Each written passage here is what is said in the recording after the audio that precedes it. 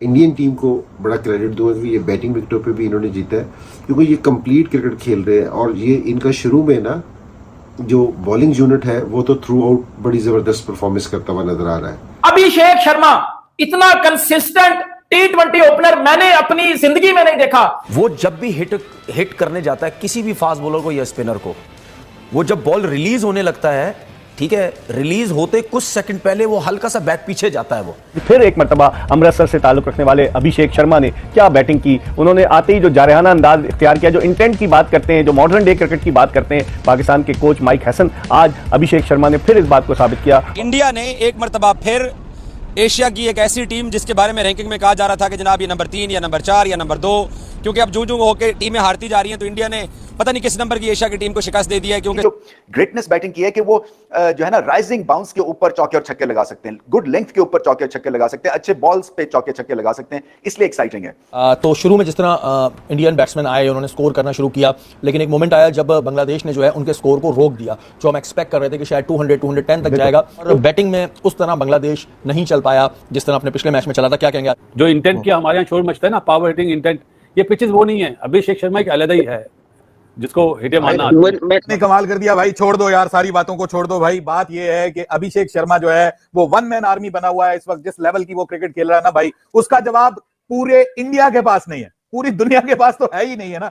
आज साबित हो गया कि इंडिया के पास भी उसका जवाब नहीं है। देखिए, प्रेशर की गेम अगर होती है ना इंडिया के ऊपर, तो उनके ऊपर प्रेशर नजर नहीं आता। They still keep on playing, Sixers लग रहे हैं, बाउंड्रीज हिट हो रही हैं, तो वो बैक टू बैक उनका आउट नहीं होता है। तो हमारी बारी तो यार एक बंदे पे प्रेशर आता है, एक विकेट गिरी और सब डाउन है। लेकिन ये सारी की सारी बात अभिषेक शर्मा ने झूठी बना दिया, झूठी करार कर दिया। उसने बोला कि भाई मैं जब जब खेलूंगा, जब जब मैं तेज खेलूंगा, मैं तब तब तेज स्ट्राइक रेट के साथ खेलूंगा और मैं रन्स भी बनाऊंगा। क्योंकि श्रीलंका भी बाहर हो गया टूर्नामेंट से, अफगानिस्तान भी टूर्नामेंट से बाहर हो गया, अब बांग्लादेश भी आज इंडिया के खिलाफ मैच हार गया।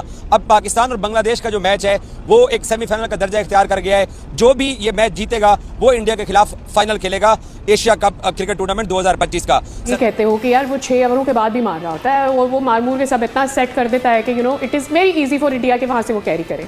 आपने इस पूरे एशिया कप में ऑब्वियसली हम सब ने उसे क्लोजली देखा, he plays around the ground, मतलब have you been able to catch his weak points? देखिए, उसमें जो मुझे नजर आया एज अ बॉलर, जो मुझे फील हुआ सर्किल में, वो जब भी हिट करने जाता है किसी भी फास्ट बॉलर को या स्पिनर को, वो जब बॉल रिलीज होने लगता है, ठीक है, रिलीज होते कुछ सेकंड पहले वो हल्का सा बैक पीछे जाता है। वो अब उसने अपना गेम इतना अच्छा किया हुआ सीधे का, और कवर्स पे खेलता है वो ज्यादा, सीधा मारता है या एक्स्ट्रा कवर पे जाता है, और जरा सा ऑफ स्टंप से बाहर करो वो कट मारता है, पॉइंट पे बॉल जाती है, छक्का होता है, ये चौका होता है। क्योंकि अभिषेक शर्मा एक तरफ, पूरी इंडिया की बल्लेबाजी है एक तरफ। भाई वो कमाल है, क्या कमाल की बैटिंग, कंटिन्यूस बैटिंग और दलेरी वाली बैटिंग और सीधी सीधी बैटिंग। यार कितने खूबसूरत सीधे शॉट्स वो लगाता है, मजा आ जाता है उसकी बल्लेबाजी को देख के। और आज भी उसने ऑलमोस्ट आप कह सकते हैं कि अकेले तने तना उसने इंडिया को ये मैच जितवा दिया है। वो इम्पैक्ट ऊपर से ही चल रहा है।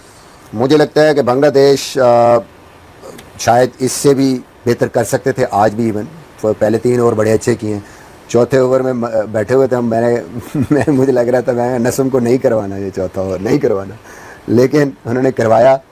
और फिर चौथे, 5वें, छठे ओवर में मेरे ख्याल में मैच जो है पूरा जो हाथ से निकला है इनके, वो पावर प्ले के आखिरी 3 ओवर में। यही अभिषेक शर्मा, दूर की बात नहीं मैं कर रहा, 1 साल पहले की बात कर रहा हूँ। इमर्जिंग एशिया कप खेले थे, उसमें तुल्यक वर्मा भी थे, प्राव सिमरन भी थे, ये अभिषेक शर्मा भी थे, जिनको सुफियान मुकीम ने आउट किया था। शुरू में थोड़ा बेहतर खेल गए, लंबी इनिंग नहीं कर पाए, मगर 1 साल में क्या ऐसा चेंज कर दिया बीसीसीआई के सिस्टम ने, अभिषेक शर्मा ने खुद मेहनत करके क्या ऐसा चेंज कर दिया कि हमारे बॉलर्स को वो ऐसा सिर्फ कीनिया के बॉलर खेल रहे हैं जैसे नेपाल के बॉलर्स को खेल रहे हैं। कहीं पर कोई दबाव, कोई चक्कर ही नजर नहीं आया कि कहीं पर कोई फील कर रहा हो। वो अगर हम बात करते हैं शुभमान गिल के, मैं दूसरे नंबर पे उनके बैटर हैं जो इस एशिया कप में 9वें नंबर पर हैं।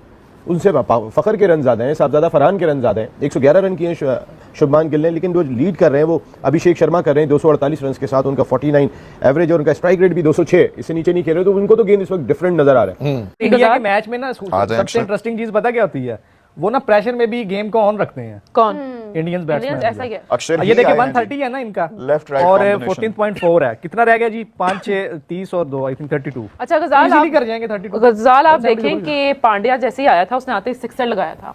और जैसे कि अली भाई भी बात कर रहे थे कि प्रेशर की गेम अगर होती है ना इंडिया के ऊपर, तो उनके ऊपर प्रेशर नजर नहीं आता। They still keep on playing, Sixers लग रहे हैं, बाउंड्रीज हिट हो रही हैं, तो वो बैक टू बैक उनका आउट नहीं होता है। तो हमारी बारी तो यार एक बंदे पे प्रेशर आता है, एक विकेट गिरी और सब डाउन है। हमने यही तो चीज सीखनी है ना, ये चीज कल वाले मैच में हमें इनिशियली बेहतर नजर आई थी हाँ। कि विकेट गिरी, फिर भी साइजुद्दीन फरहान भी चार्ज पे था, उसके बाद भी चल रहे थे, वो तो बाद में जाके बड़ा मोमेंटम स्लो हो गया था, लेकिन this is what we need to adopt. लेकिन एक और चीज जो मैं डिस्कस करना चाहूंगा, आप देखें संजू सैमसन की पूरे एशिया कप में कोई खास परफॉर्मेंस नहीं रही, he has performed very poorly, and I don't think अगर ऐसे ही रहा तो उनको अगली टीम में जगह मिलेगी, क्योंकि हमें पता है इंडियन टीम का competition is very very tight.